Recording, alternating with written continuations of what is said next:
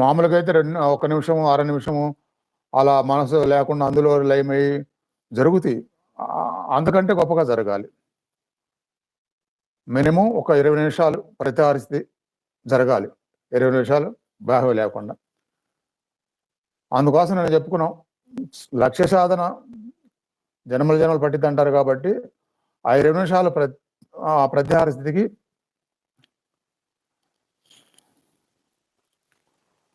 కొందరు ఇలా అనగానే ఎంత 20 రోజులు వస్తుందా?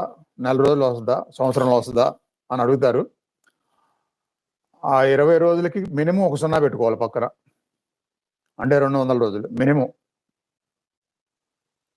ఆల్రెడీ మీకు అయిపోయింది 200 రోజులు. ఇప్పటికి అవ్వాలి అది 20 నిమిషాలు ప్రత్యాహార స్థితి అనేది. ఇంకా ఎందుకు అవ్వలేదంటే, మనం ఎదురుగా ఇలా మాట్లాడుకున్నంత ప్రాక్టికల్‌గా